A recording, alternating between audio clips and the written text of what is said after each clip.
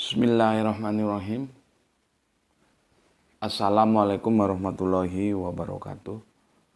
Asyhadu an la ilaha illallah, asyhadu anna Muhammad Rasulullah. Allahumma sholli ala sayyidina Muhammad wa ala ali sayyidina Muhammad. Kama sholaita ala sayyidina Ibrahim wa ala ali sayyidina Ibrahim. Bil alamina innaka Hamidum Majid.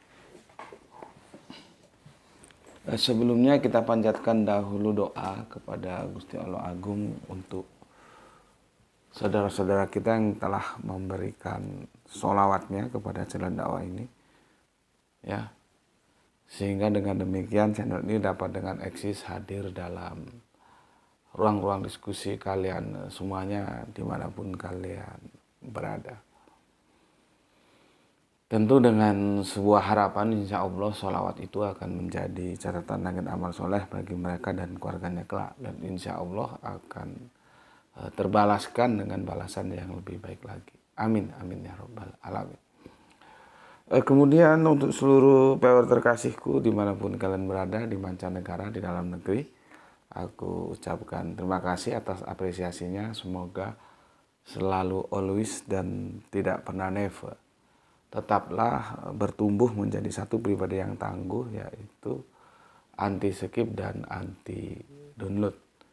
Bagi yang berkenan silakan saja di share, tapi linknya ya, jadi jangan diunduh terus dipotong-potong lalu diunggah ulang, jangan ya. Berikutnya lagi semuanya lah ya, dari kalian aku nggak bisa sebutkan satu persatu. Terima kasih atas apresiasinya. Semoga ya doa-doa baikmu untukku dan keluarga juga dicurahkan Gusti Allah Agung kepadamu juga atas kebaikan doa-doa itu, ya. Sebagai sesama saudara kita saling mendoakan dalam kebaikan, dan insya Allah doa kita bagian menjadi sekian banyak doa yang dikabulkan oleh Gusti Allah Agung. Amin amin ya rabbal alamin. Oke. Slowly ya. Ini lagi puasa jadi nggak berani kenceng-kenceng, nanti staminanya kendor di jalan. Bahaya ya. Karena kalau puasa berarti no cafe. Oke, aku akan lanjutkan tajuk kita yang belum terselesaikan, yaitu ini kata Matius ya. Inilah kata Matius ya. Matius 28:19 yang menjadi pilar tangguh Tritunggal ya. Dimana Matius 28:19 ini selalu sering kali atau acap kali digunakan sebagai argumentasi ya bagi teman-teman Kristen kita, khususnya yang Tritunggal ya. Mereka mengatakan bahwa Tritunggal itu diajarkan oleh Alkitab ya, karena di situ ada sebuah pernyataan ya, baptislah mereka atas nama Bapa, Putra, Roh Kudus. Nah, ini ada Bapa, ada Putra, ada Roh Kudus ya, sehingga mereka inilah yang mengatakan Tritunggal itu Alkitabiah. Oke, aku harus ulas sedikit ke belakang ya, karena ini sudah ada 1 mingguan lebih kita tinggalkan karena kesibukan ke Jakarta ya. Ini sekarang kita seri yang ke-9.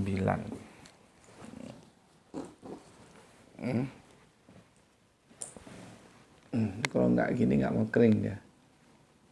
Ini kena tinta jadi hitam semua. Yang ke-9 ya, kelanjutannya. Oke. Awalnya sih basicnya di sana diskusi kita ya. Karena starting pointnya di pilar Tritunggalnya, setangguh apa dia, setangguh apa ayat ini, kan begitu. Namun demikian, kalau ini kita baca lengkap, ya, jadikanlah semua bangsa muridku. Nah, itu yang jadi masalah. Maka kita akhirnya bergeser sedikit, meskipun nanti akan ke sini lagi. Benarkah Yesus itu untuk semua bangsa? Ya, nah, meskipun kita coba indikasi, masih indikasi, aku belum menentukan, ya. Apakah ini palsu atau sisipan, ya, di ayat 28 19 ini? Itu nantilah, ya, nanti. Oke, ini aku lalui dulu, ya. Itu nantilah kita bahas di penghujung lah kira-kira, ya. Kalau itu sisipan atau palsu, ya sudah. Berarti kan Tritunggal nggak diajarkan oleh Alkitab. Itu loh, ya. Cuman ya namanya kita menganalisis itu jangan dulu keburu ke sana. Ya, semua kita hadirkan sebagai kemungkinan. Oke. Karena apa? Dia akan berhadapan langsung. Ini pernyataan Yesus langsung loh, ya. Bagaimana dia Yesus memberikan wejangan kepada para muridnya. Ya, jangan ke bangsa lain, ya. Begitu juga dia sendiri di Matius 15:24, dia itu hanya spesialis, ya. Jadi edisi limited edition. Dan itu bukan sebuah kehinaan, bukan sebuah kelemahan atau kekurangan, enggak. Oh, berarti nabi-nabi lain lebih hebat daripada Yesus? Enggak juga begitu. Ya karena memang kan semua itu tergantung otoritasnya ada di YHWH. Ya karena memang beliaunya diutus spesialis limited edition, ya jadinya begitu. Kalau misalkan untuk semua bangsa, ya semua bangsa gitu loh. Jadi menurut aku bukan sebuah alasan untuk mengatakan Yesus itu ternyata tidak lebih hebat dari nabi-nabi yang lain. Karena apa? Nabi-nabi itu untuk semua bangsa, ini hanya untuk bangsa Israel. Itu aku nggak terima, ya, aku tolak. Ya, karena dia mau jadi limited edition atau all edition, itu kan otoritasnya ada di Bapa. Kenapa dia menjadi limited edition? Ya karena memang diperintahkan begitu. Ya, jadi itu bukan alasan untuk mendiskreditkan Yesus, ya. Oke. Jadi gitu ya, sebetulnya yang mau kita bidik adalah Bapa, Putra, Roh Kudus itu benar kan mengarah kepada Tritunggal, cuman akhirnya kita mengarah ke kebangsaan. Jadikanlah semua bangsa muridku. Nanti kalau di situ bisa nggak kita rukunkan sama ini, ya kan kemarin kan berjanji merukunkan, ya, nanti kita coba, ya. Oke. Ini sudah, ya, Tritunggal nih. Oke. Ini aku ini panjang ini, ya. Kemarin juga sudah aku singgung, ya. 1 Korintus 9, 20, 23. Karena begini, nanti kalau kita baca Alkitab mulai Matius sampai Markus, Lukas, Yohanes, nanti itu memang ada, ya, pernyataan-pernyataan Yesus untuk semua bangsa. Ada memang. Salah satunya ya ini. Lalu bagaimana itu? Itu nanti akan terpecah menjadi dualisme informasi Alkitab itu. Ya. Ini ada yang spesial, ya. Ini ada yang universal. Gini nanti jadinya. Kalau kamu ada waktu, coba kamu kompilasi. Spesial Israel, universal ini all nation atau semua bangsa.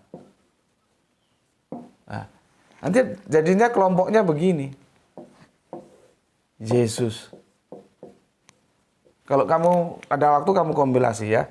Ada pernyataan Yesus itu spesial, ya. Ini spesial S ini untuk Israel saja, tapi ada yang universal, artinya dia untuk all nation juga.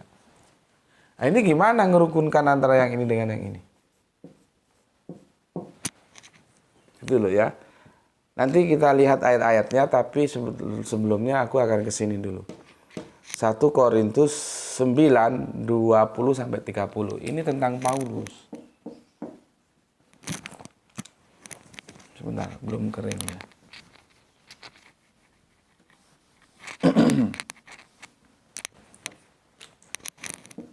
Ini tentang Paulus. Nih ya. Inilah strategi Paulus untuk menghadapi medan dakwah. Ya. Jadi ini ya kalau aku bilang Paulus membunglon juga nggak enak juga, bahasanya apa ya. Dia tergantung apa yang dia hadapi. Kalau yang dia hadapi merah, dia yang merah. Yang dia hadapi hijau, dia yang hijau. Yang dia hadapi kuning, dia ya kuning. Supaya dakwah yang dia sampaikan masuk. Kan kayak sudah bilang, Kanjeng Nabi Isa itu tidak pernah keluar dari teritorial Israel. Coba saya kasih saja, aku nggak usah banyak-banyak, satu bukti historikal. Ada nggak Kanjeng Nabi Isa misalkan ke Roma atau ke Italia sana ya, atau kalau ditambah lagi ke Athena Yunani sana, ada nggak? Kan nggak ada. Dan Kanjeng Nabi Isa itu bukan seperti Kanjeng Nabi Muhammad, cerita hidupnya beda-beda. Kalau Kanjeng Nabi Muhammad itu kan sejak kecil sudah pernah diajak berdagang dan akhirnya memang bekerja sebagai pedagang ya. Kemudian dia tentunya ya pernah keluar teritorial Arab ya pernah, karena berdagang itu. Kalau Kanjeng Nabi Isa enggak pernah. Makanya gue ngomong ya, jasa Paulus itu sangat besar terhadap kekristenan. Terlepas yang diajarkan Paulus itu sudah nyimpang dari apa yang diajarkan Yesus, itu nanti dulu, kita abaikan dulu. Tapi fakta historikal, tanpa Paulus Kristen bukan apa-apa. Nggak bisa masuk ke tataran berapa miliar sekarang umat Kristiani itu. Meskipun itu terpecah-pecah ya, ada yang tauhid, ada yang Tritunggal, ada yang Onesis, itu hal lain. Tapi faktanya kan sukses. Ya kita harus ngakui dong bahwa Paulus itu sukses. Tanpa Paulus kekristenan mati. Karena memang faktanya Petrus dan kawan-kawan kan jadi gini ya. Ini supaya kamu ngerti dulu. Jadi kalau aku jelaskan tuh bisa menerima, bukan nanti terus kamu nggak tahu duduk permasalahannya, menolak saja. Itu yang jadinya nggak terjadi progresif berpikir. Ya, kita nggak harus kembali ke sidang di Yerusalem ya. Jadi gini loh ya, ini Petrus, ini komandannya ya, ini Paulus ya, Paulus, Petrus di Batu Karang ya. Kan akhirnya kan begini. Ya ini nanti ada anak buahnya, ada si Titus, ada si siapa lagi gitu ya. Dia punya anak buah juga ini. Ya. Ini dakwah ya, atau penginjilan, pengabaran gitu. Petrus dan kawan-kawan itu kan khusus untuk orang bersunat atau Israel. Sedangkan ini keluar untuk bangsa-bangsa lain, untuk bangsa tidak pernah sunat. Gitu loh. Dan kita tahu akhirnya harus kita akui, ini kan kandas. Petrus dan kawan-kawan kan kandas. Karena orang Israel tidak bergeming, mereka tetap dalam keyahudiannya. Tidak mau bermigrasi ke Nasrani. Gue kan sudah bilang, kerangka berpikir gue tentang agama itu abrogasi dia. Ini menjadi satu kesatuan yang utuh, nggak terpisah dari mulai milata Abraham, ya, sampai Yahudi, Nasrani, dan Islam. Ini punya benang merah, nggak putus seperti misalkan Nasrani sama Hindu itu kan nggak ada benang merahnya di mana. Islam sama Buddha itu di mana benang merahnya? Ya, nggak ada, itu satu kesatuan. Jadi abrogasi agama yang berikutnya itu meluruskan dan melanjutkan agama sebelumnya. Sama ini Israel itu kan tetap di Yahudi. Seharusnya kan dia migrasi ke Nasrani. Ya, karena apa? Agama yang kemudian melanjutkan agama yang dahulu dan meluruskan agama yang dahulu. Karena apa? Dalam rentangan waktu ini bisa saja terjadi ajarannya sudah tersimpangkan. Entah itu disengaja, entah itu tidak disengaja, itu hal lain. Sama sebetulnya kalau kita tarik ke sini, ini Islam. Ya, seharusnya kalau dari milata, kita dari milata Abraham ya, atau mila Abraham, mila Ibrahim gitu ya. Ini juga abrogasi ke sini. Nah, Yahudi abrogasi, nanti Nasrani abrogasi ke Islam ini. Jadi dinullah itu berlaku satu dinullah dalam satu waktu. Waktunya mila ya mila, waktunya Yahudi Yahudi, waktunya Nasrani, waktunya Islam ya Islam. Gitu loh. Karena ini yang kemudian itu melanjutkan dan meluruskan yang lalu. Gitu. Nah, faktanya Yahudi tidak mau migrasi ke Nasrani. Yang sekarang Kristen, nanti Kristen ini juga mengulangi apa yang dilakukan Yahudi. Mereka tidak mau migrasi ke Islam. Idealnya kan migrasi. Jadi semua ke Islam, ini melanjutkan ke sini, ini ke sini, kan begitu idealnya. Tapi kan manusia maunya sendiri-sendiri, nggak taat sama hukum Allah, ya sudah seperti itu. Nah, faktanya Yahudi tidak mau migrasi, inilah dia gagal. Petrus dan kawan-kawan gagal. Justru dakwah Paulus inilah yang membawa kekristenan keluar daripada teritorial Israel, tumbuh subur seperti sekarang ini. Gitu. Ya. Itu dalam menghadapi di lapangan medan dakwanya, dia pakai strategi ini loh, 1 Korintus 9, 20, 30. Ya. Kemarin kan sudah aku bacakan itu. Ya. Sebentar aku lap dulu ini. Makanya pembagian orang paling berpengaruh di dunia yang dia lakukan siapa itu? Michael Hart ya. Michael Hart atau siapa? Itu tetap saja tidak melupakan Paulus. Dia harus berbagi terhadap Yesus. Ya. Yang di bukunya itu menempatkan Kanjeng Nabi Muhammad menjadi tokoh pertama. Ya. Oke. Jelas ya? Nah, sekarang kita lihat 1 Korintus 9, 20, 30. Ini strategi dakwah dia kepada orang-orang tidak bersunat. Gitu loh. Jadi stressing point yang mau aku sampaikan, kalau nanti ada pernyataan Paulus bahwa Kristen itu untuk semua bangsa, Yesus itu untuk semua bangsa, bukan hanya untuk Israel, ya jelas saja orang dia memang ke sana tujuannya. Jadi nggak usah kaget kalau itu pernyataan dari Paulus. Nah, nanti ketemukan dengan pernyataan dari Yesus. Yesus sendiri bilang dia limited edition Israel. Terus Paulus mengatakan all nation, segala bangsa. Ya silakan kamu mau pilih mana. Mau ngikuti Paulus apa Yesus gitu loh. Nah, sekarang dalam strategi dakwahnya kita baca apa yang dinyatakan dalam 1 Korintus 9, 20, 23. Begini ya. Demikianlah bagi orang Yahudi aku menjadi seperti orang Yahudi.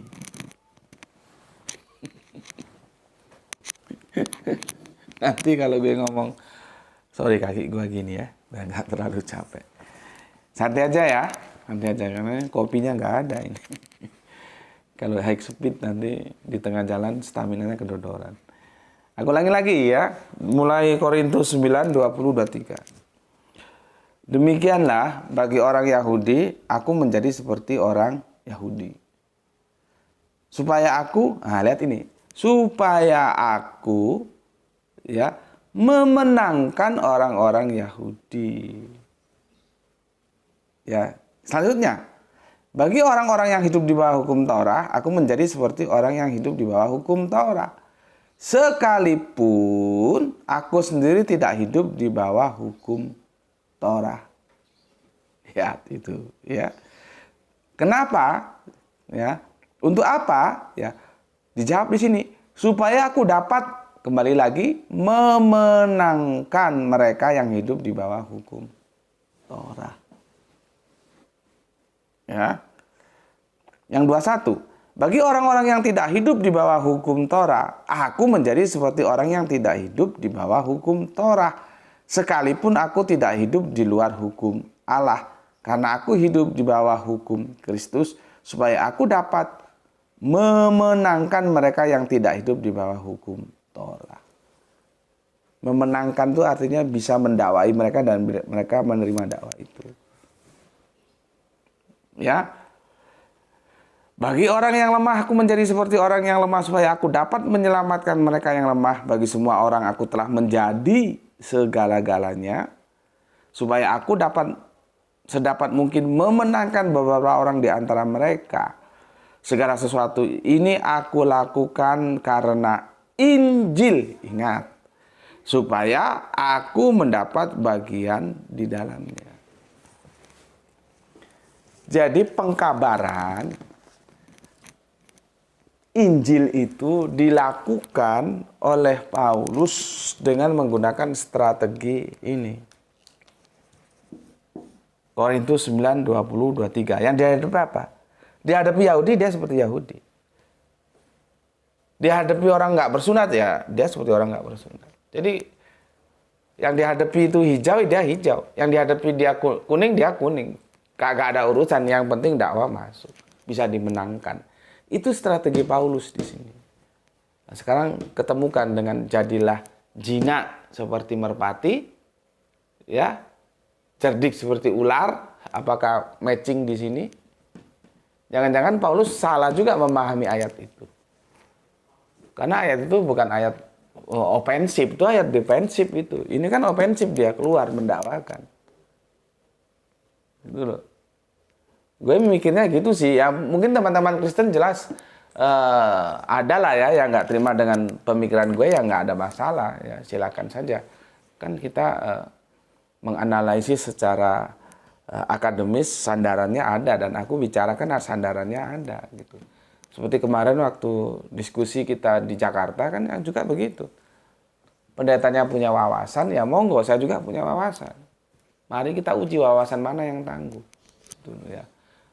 Jadi kalau gue bilang ada kemungkinan Paulus salah memahami ya pesan Yesus ya, supaya pengikutnya itu jinak seperti merpati ya, dan cerdik seperti ular.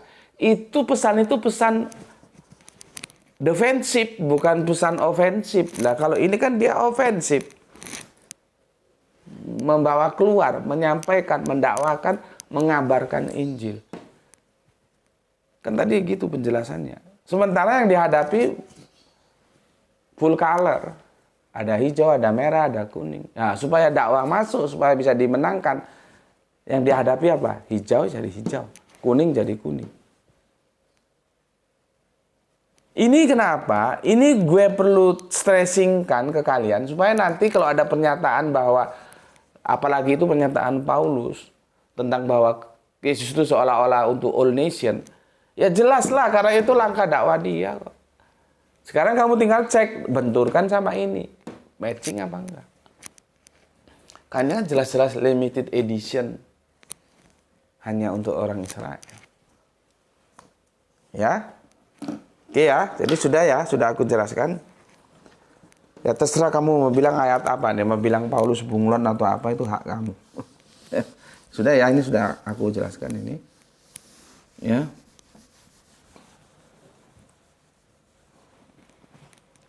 Sekarang aku akan baca komen yang masuk ya. Ini aku hapus dulu karena nanti aku perlukan.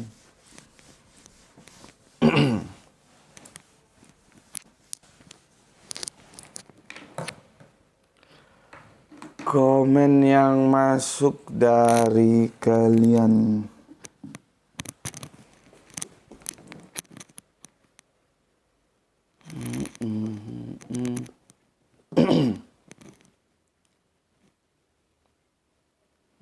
Sebentar.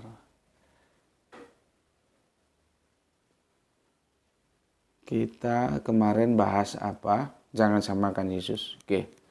Dia mendapatkan viewer 340.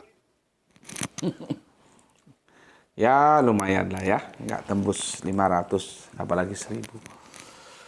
Oke, pertama dari Gispati, alhamdulillah, Palu, nyimak, Tuan Guru, salam Isra semua. Oke, salam Isra juga untuk semua saudaraku yang ada di Palu. Ya, berlanjut ada, ini soleha kita ya, dari negeri jiran, Malaysia. Siti Saprena, iya, kalau salah mohon dikonfirmasi ya. Assalamualaikum, waalaikumsalam. Sedang nyimak, semoga diriku mudah paham apa yang disampaikan guru. Oke, terima kasih. Silahkan bergabung di sini bersama teman-teman. Nanti bisa tanya-tanya sama senior-seniornya. Ya, salam Isra, Islam rasional untuk semua saudaraku yang ada di negeri jiran, Malaysia, ya. Siti Saprena. Kita lanjutkan Bapak kita, Bapak Abdul Muluk. Assalamualaikum, waalaikumsalam. Dari Serang, izin nyimak Gus. Semoga Gus dan keluarga selalu dalam keadaan sehat-sehat. Salam Isra untuk semua saudaraku di channel ini. Terima kasih. Oke, terima kasih Bapak. Ya, Assalamualaikum, waalaikumsalam Bapak. Semoga sehat selalu, nggih. Bahagia bersama keluarga. Salam Isra juga Pak ya, untuk semua yang ada di Deli Serdang. Kita lanjutkan, Kang Sahran Gifari menyimak setelah 1 jam tayang, beres makan malam. Oh, kenapa nggak ajak-ajak kita? Oke, salam Isra untuk Bandung Utara bagian Barat. Ya. Kemudian ada Kang Nurkolis Brebes hadir nyimak, salam sehat selalu dan salam Islam rasional guru. Oke, salam Isra juga untuk Kang Mas Nurkolis yang ada di Brebes. Kita lanjutkan jagoan kita dari kota dingin Malang, ada Gurem and Rukam. Ikut Yesus atau ikut Paulus? Ini nanti ini repot ini ya. Kalau kita kaji nanti ini juga akan berseri ya. Jadi sebetulnya kan gue udah bilang ya. Ya. Gini, seperti yang dinukil oleh Gurem and Rukam. Kekristenan itu masalah besarnya itu ada di 3. Ya. Pertama tentang Tritunggal. Tritunggal itu tidak alkitabiah loh. Ya. Yang ini sedang kita bahas. Itu pemikirannya siapa yang dari Afrika itu ya, Tertullian, Tritunggal. Nanti berikutnya untuk meluluskan Tritunggal karena Yesus mau nggak mau harus disulap jadi Allah, muncul lagi Apollinaris yang dikenal dengan Duinatur. Karena memang faktanya Yesus itu manusia, dia harus disulap jadi Allah, maka akhirnya dicari win-win solution yang sangat-sangat tidak rasional dan orang percaya saja yang disebut Duinatur. Jadi Yesus itu punya 2 natur, natur Allah dan natur manusia. Yang kita sudah bahas 2 atau 3 tahun yang lalu. 100% Allah, 100% manusia. Ya. Oke. Nah, ini yang merusak ajarannya Kanjeng Nabi Isa ini. Ya. Ditambah lagi satu, ini yang disampaikan oleh Gurem and Rukam ya, ikut Yesus atau ikut Paulus terkait dengan dosa waris yang disebut dengan soteriologi salib.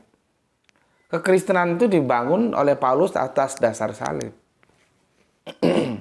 Ya. Setahu gue di situ kagak ada perbedaan, mau Kristen yang Oneses, mau yang Tritunggal, mau yang Tauhid, itu di sana mereka tidak berpisah ya. Menerima dogma yang dibikin oleh Paulus, soteriologi salib ya. Kan dikatakan kalau Yesus tidak dibangkitkan maka sia-sialah pemberitaan kami dan sia-sialah keimanan. Nah, dosa waris ini meet-in-nya Paulus. Jadi 3 ini yang merusak ajaran Kanjeng Nabi Isa atau Yesus. Mungkin teman-teman Kristen tidak terima, ya jelaslah tidak terima. Bisa kita diskusikan. Ya. Bisa kita diskusikan, monggo aja. Jadi gue nggak akan keluar dari Alkitab. Nah ini ya aku nggak usah baca ya karena panjang sekali ini dari Gurum Endrukem. Intinya mau ikut Yesus atau ikut Paulus. Paulus nggak mengajarkan soteriologi salib. Sorry, Yesus tidak mengajarkan soteriologi salib. Itu adalah dogma yang dibangun oleh Paulus. Pilihan akan ada di tangan Anda. Akan menjadi Kristen atau Paulin. Gitu. Oke, terima kasih untuk Gurum Endrukem ya. Kita lanjutkan ke Aki Beben ya, lumayan panjang juga ya, aku nggak bisa bacakan ya. Paulus adalah pendiri agama Kristen, dia mengutip ya dari Kisah Para Rasul 11:26 ya. Untuk pertama kalinya disebut Kristen itu memang di Antioquia dan itu ejekan awalnya. Jadi orang-orang yang mengikuti Kristus diejek, Kristen. Nggak tahu gimana ceritanya karena masuk ke dalam proses budaya akhirnya menjadi nama agama. Yesus nggak pernah kasih nama ajarannya itu Kristen, itu nggak pernah. Ya, disandarkan kepada sosok. Ya, kalau Nasrani itu disandarkan kepada tempat atau lokus Nazaret. Ya. Jadi begitu ya. Sorry Kang Mas Aki Beben, aku nggak bisa baca sama seperti Ma'anabi Kori. Sama seperti komennya Gurum Endrukem ya. Tapi intinya sudah aku bacakan seperti itu ya. Karena kita harus berbagi waktu ya. Oke, dari Aki Beben sekarang kita ke Kang Hermana Natawijaya. Assalamualaikum warahmatullahi wabarakatuh. Alhamdulillah hadir nyimak, salam Isra buat semuanya. Oke, alhamdulillah. Wah, ini jagoan kita ini ya. Rini Satriani. Waktu yang senggang izin nyimak Gus monggo. Salam Isra dari Demak, Kota Parawali. Mantap. Salam Isra ya untuk semuanya ya, untuk keluarga di rumah, untuk semuanya saudara-saudaraku yang ada di Demak. Semoga sehat selalu dan salam Isra semuanya. Ini dari ibu guru kita ya. Oke. Kita lanjut, ada Rio ya, Jakarta Selatan hadir Gus. Oke, matur thank you, terima kasih. Ada lagi Kang Mas MK Effendi. Kang MK ini di Langkat ya, bukan Stabat ya. Gue kira Stabat.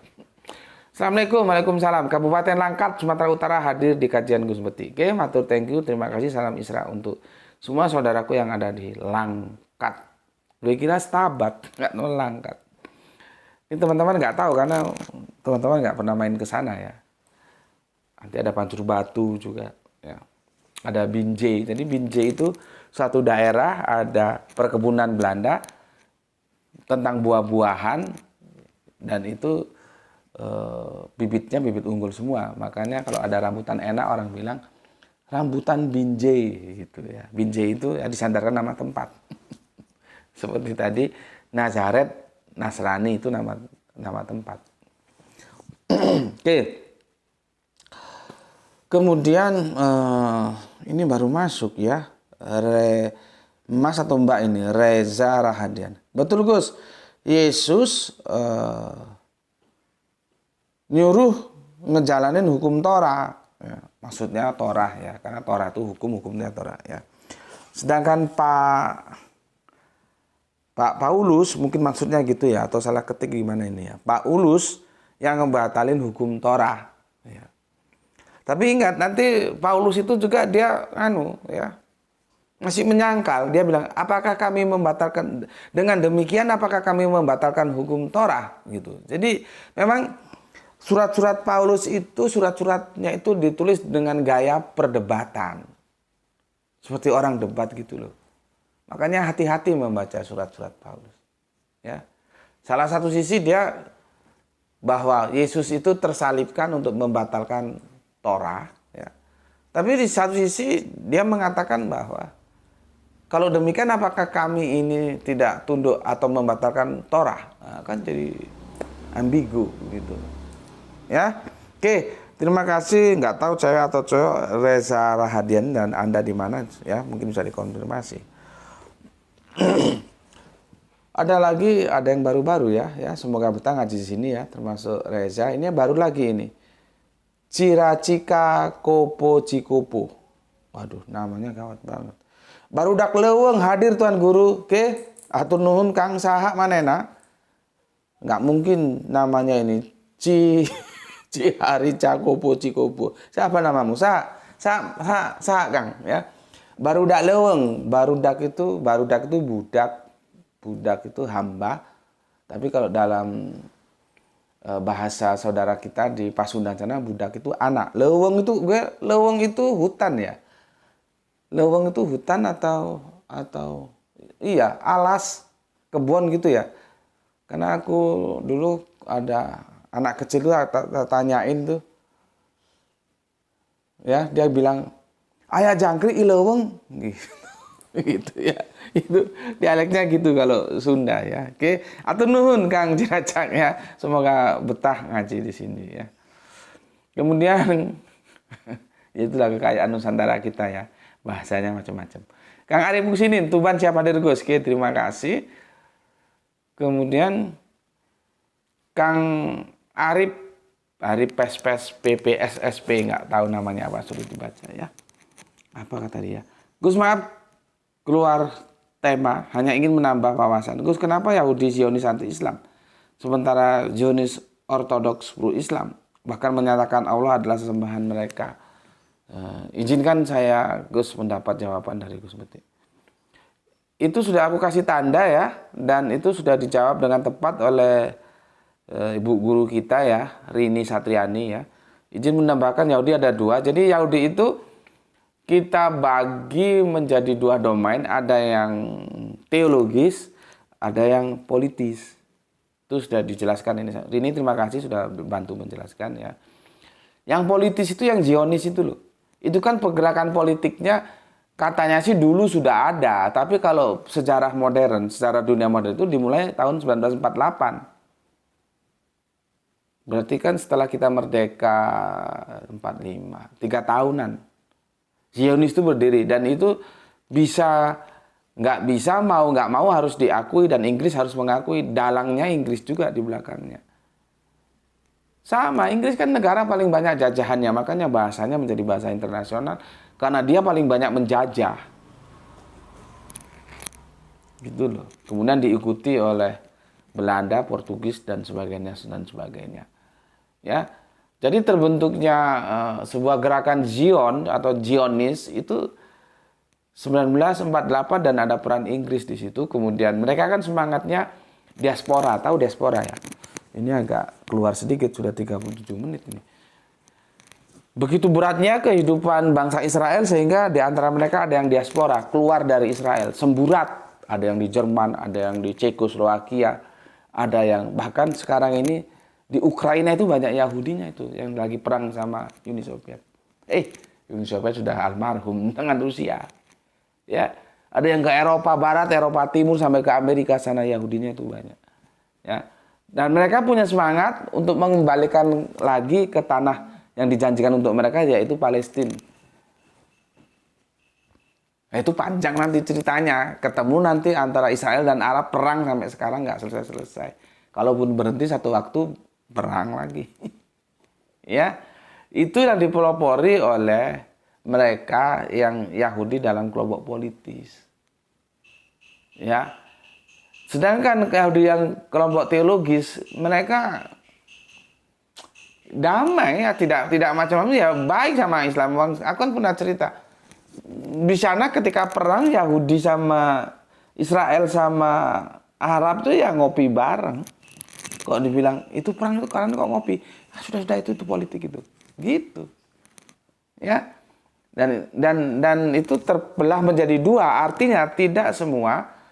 Gue dapat bocoran dari teman yang ada di Amerika ya. Di sana kan komunitas Yahudi juga banyak. Itu tidak semua kebijakan Yahudi yang politis itu diamini oleh Yahudi yang teologis. Makanya kan gue sudah bilang, jangan dikit-dikit Yahudi, dikit-dikit Yahudi. Yahudi itu lihat dulu, ada yang baik terhadap kita, ya kita baik terhadap dia. Ada yang jahat terhadap kita, ya kita harus hindari. Gitu. Ya, itu Kang Mas ya. Ya, mungkin aku sih dapat informasi Yahudi dari teman yang pernah hidup di Amerika, nggak tahu sekarang sudah balik atau belum, dan dia menikah dengan orang Yahudi, jadi gitu. Nanti Yahudi itu seperti dengan Cina, Yahudi dari Bani apa ya, kan yang 12 suku itu bisa dilihat. Biasanya yang jago perbankan, bangkit nih Yahudi yang ini gitu. Aku pernah diceritain begitu. Nanti yang jago kedokteran tuh Yahudi ini. Itu seperti sudah ter apa namanya? Job description kan gitu loh. Ya, kalau Cina kan gitu. Aku pernah ngobrol sama teman Cina, begitu juga.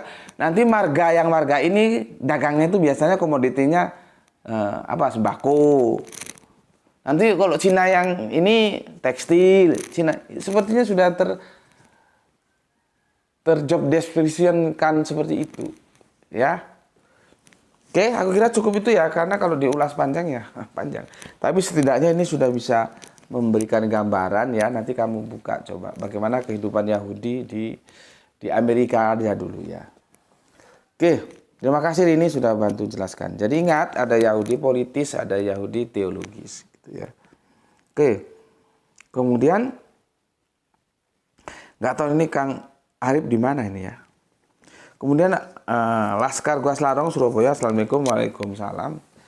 Kita lanjutkan Kang Wahyu di Junaidi. Assalamualaikum Gus, waalaikumsalam. Apakah Paulus itu benar Rasul? Karena Oten selalu menyebutnya Rasul Paulus. Apakah pengertian mereka Rasul sama dengan utusan Allah? Ya. Seperti Rasulullah Muhammad Shallallahu Alaihi Wasallam. Salam Isra.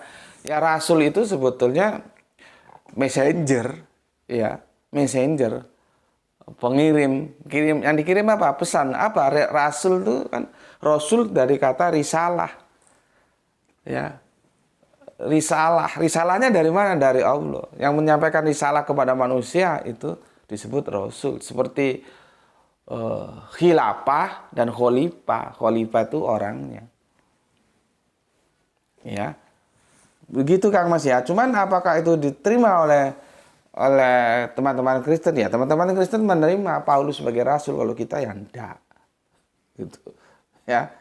Oke, terima kasih Kang Wahyudi. Kemudian Kang Irfan Al-Akbar, ojo dibanding-banding ke antara Paulus yang hanya seorang manusia biasa. Oke. Dengan Yesus yang memiliki sifat ketuhanan ya. Tapi sepertinya Paulus bisa bikin mukjizat ya. Bisa enggak itu ya? Jika menyamakan Yesus dengan Paulus, mau tak mau Yesus harus di downgrade, ditarik ke bawah dari berstatus ilahi menjadi hanya berstatus insani ya. Karena sampai kapanpun Paulus hanya bersifat insani dan tak pernah memiliki sifat ilahi. Ya. Ngasih nyimak dari Kredi Jambi. Oke, mantap, thank you ya.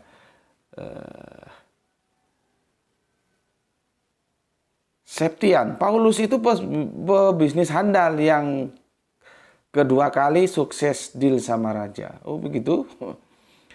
Oskis ya, Oskis apa ini Oskis? Aduh panjang sekali Oskis. Panjang sekali Oskis. Ini sudah 43 menit Oskis. Mohon izin menanggapi ya Gus, monggo-monggo. Berkaitan dengan status keyahudian melalui garis ibu. Sebelumnya saya mohon izin menegaskan bahwa saya tidak bermaksud menyamakan antara Yesus dengan Paulus. Karena Yesus dari statusnya bukanlah seorang mamser, anak hasil hubungan terlarang. Ya. Karena Maria yaitu ibunya Yesus tidak pernah menjalin hubungan dengan suami yang goyim. Ya.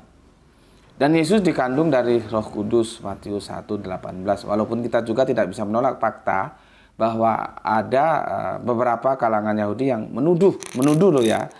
Seperti yang gue bilang kemarin ya, menuduh ya bahwa Yesus ada putra Pandera untuk membuktikan tuduhan bahwa Yesus itu mamser ya, jadi anak dari hubungan yang tidak resmi gitu ya. Istilahnya mamser. Ya, Pandera itu panglimanya Romawi, itu diisukan diperkosa, tapi isu loh ya. Ya. Berikutnya, sedangkan Paulus memang seorang mamser berdasarkan Talmud, tepatnya Yevamot 45a, karena Paulus terlahir dari hasil perkawinan campuran. Ya.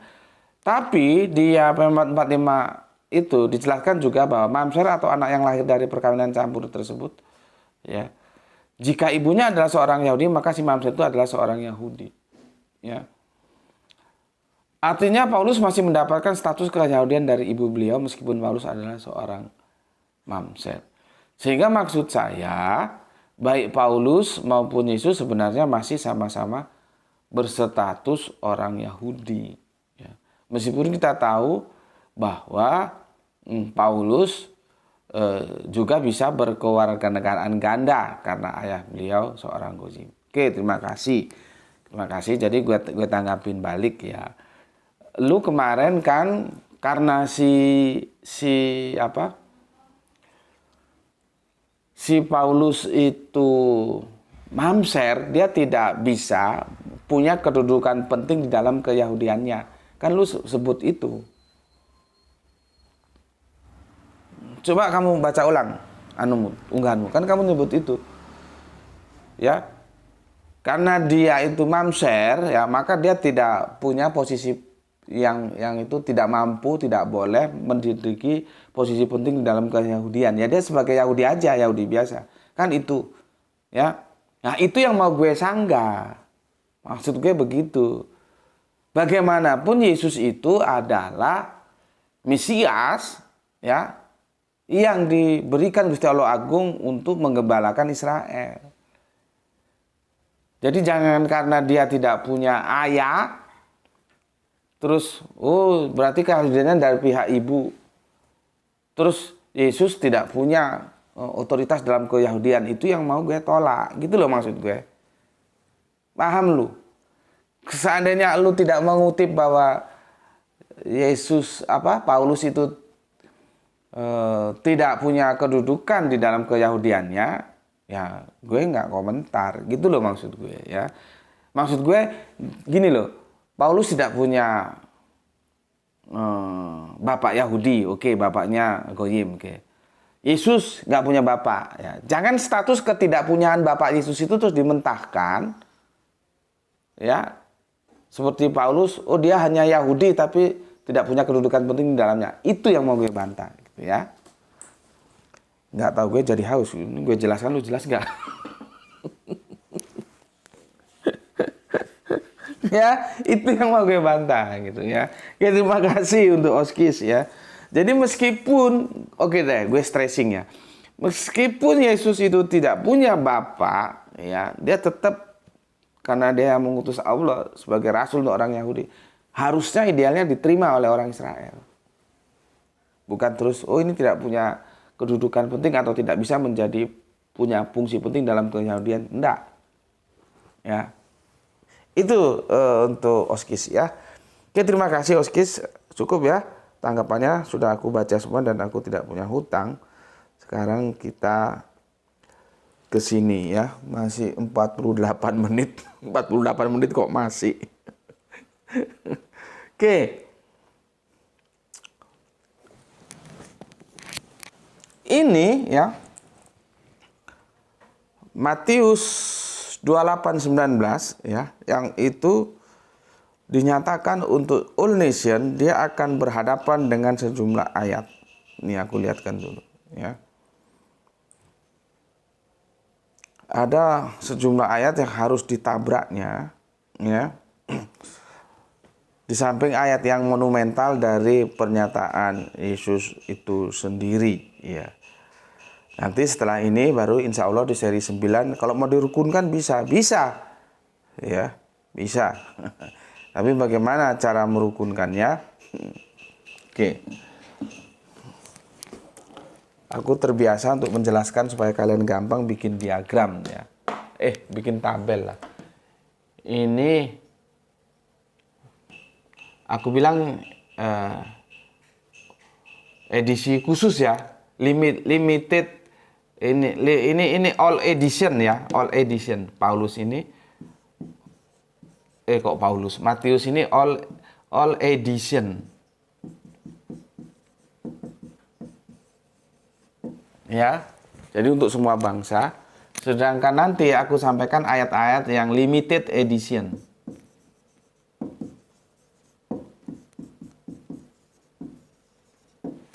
Ya, ini dakwah Yesus gitu aja lah ya.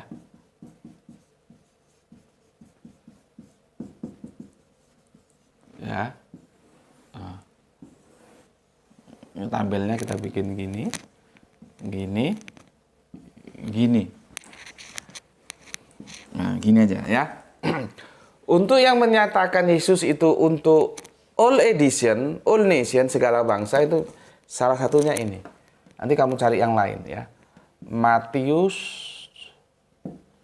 28 ya 19. Nih ya, ini namanya kesalahan korespondensi, bukan koherensi, korespondensi atau redaksional, karena satu ayat akan membunuh ayat yang lain.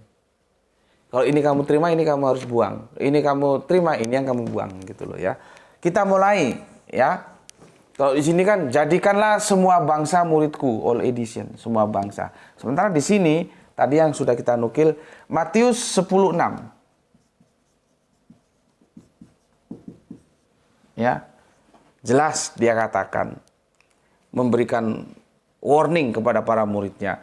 Ya, pergilah ya kepada domba-domba yang hilang dari umat Israel. Dia cari murid, punya murid 12, dikasih warning. Ingat ya, kalau bahasa gue gitu. Ya, ingat ya, ya. Kepada domba-domba yang hilang dari umat Israel aja loh ya, gitu ya. Diingatkan. Berikutnya Matius 15:24. Ya. Ini pernyataan Yesus juga ini ya.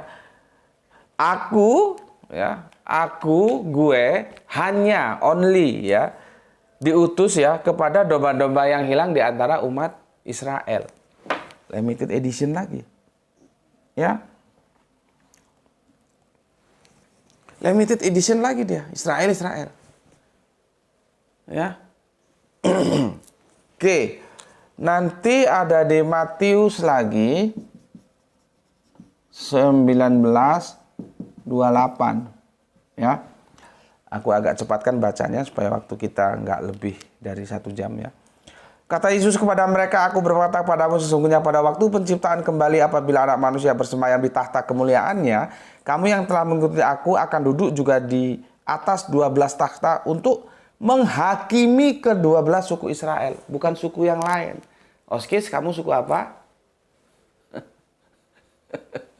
Kamu suku Jawa ya, Indonesia, Jawa ya. Kamu nggak masuk, guys. Ya, untuk menghakimi 12 suku Israel. Silakan Oskis berpikir ya. Sekarang Lukas 22:30.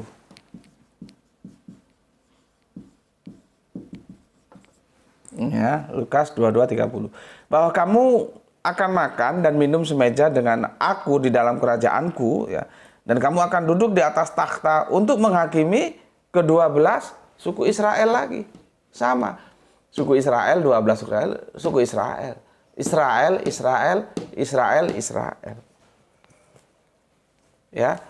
Kemudian Yohanes 1:49. Aduh, sudah mau habis waktunya.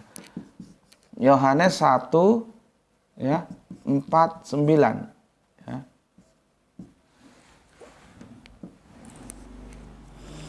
Kata Natanael kepadanya, Rabi, engkau anak Allah, engkau raja orang Israel, bukan raja orang Jawa, bukan raja orang Sunda, bukan raja orang Batak. Kalau itu kesukuan ya. Kalau nation, bukan raja orang Indonesia, tapi raja orang Israel. Lalu masalahnya Israel kagak gitu loh.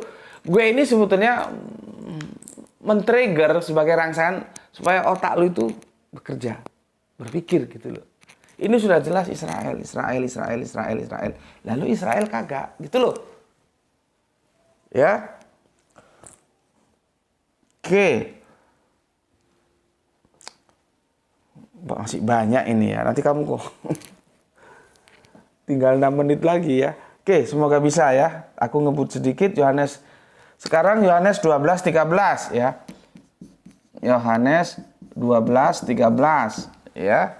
Mereka mengambil daun-daun palem dan pergi menyongsong dia sambil berseru-seru, Hosana, diberkatilah dia datang dalam nama Tuhan, Raja orang Israel kembali. Ini sholawat ini. Jadi Yesus didoakan. Kadang-kadang teman Kristen, loh itu Nabi Muhammad kok didoakan apa enggak selamat? Lah Yesus juga didoakan kok. Ya, lihat ini doanya apa? Diberkatilah dia yang datang dalam nama Tuhan, Raja orang Israel. Kapan-kapan kita bahas doa. Doa itu kalau guru Al-Quranku bilang senandung harapan. Ya, oke. Kita lupakan aja itu dulu, fokus ke sini. Israel, Israel, Israel, Israel, Israel, Israel. Wahyu 7:4 ya. Wahyu 7:4. Dan aku mendengar jumlah mereka yang dimeteraikan itu 144.000 yang soleh dimeteraikan dari semua suku keturunan Israel. Lu keturunan siapa? Lu keturunan Mbah Jo. Lu keturunan Mbah Tulijem. Lu keturunan Opung siapa? Opung siapa? Opung Margonda. Lu keturunan siapa? Terus tanya, di sini siapa? Keturunan Israel yang dimaksud Wahyu 7:4 itu. Yang dimeteraikan itu keturunan Israel. Sekarang Wahyu 21:12. Wahyu 21:12. Begitu juga. Dan temboknya besar lagi tinggi dan pintu gerbangnya 12 buah. Dan di atas pintu-pintu gerbang itu ada 12 malaikat. Dan di atasnya tertulis nama ke-12 suku Israel. Suku lu kagak masuk hitungan. Gak masuk. Ya. Jadi ini nanti kamu tambah lagi ini ya, yang all nation. Yesus menjadi all edition. Padahal di sini Yesus itu limited edition. Di sini untuk all nation, di sini Israel only. Gimana menemukannya ini?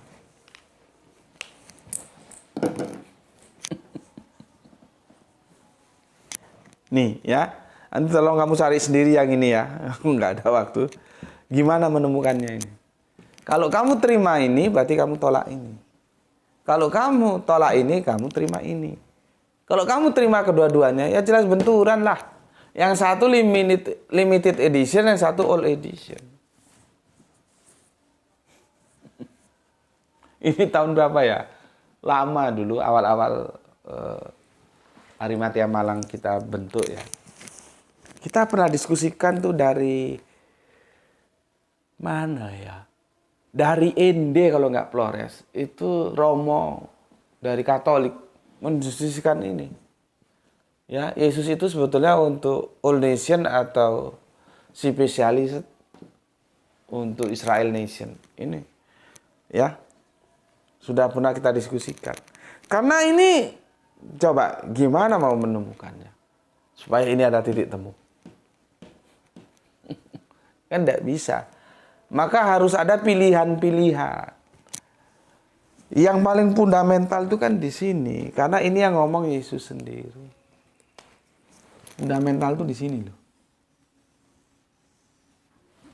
Taruhlah ini semua pelengkap. Matius 19:28, Lukas 22:30, Yohanes 1:49, Yohanes 12:13, Wahyu 7:4, Wahyu 21:12. Taruhlah ini pelengkap. Tapi yang tidak bisa kita bantah, yang itu sangat-sangat akurat tuh di sini. Matius 10:6 dan Matius 15:24. Karena apa? Ini Yesus sendiri yang mengatakan. Ya. Ini informasinya A1. Ini loh.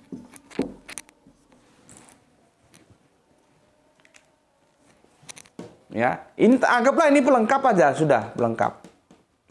Ini, kamu ketemukan dengan ini, di mana ketemunya?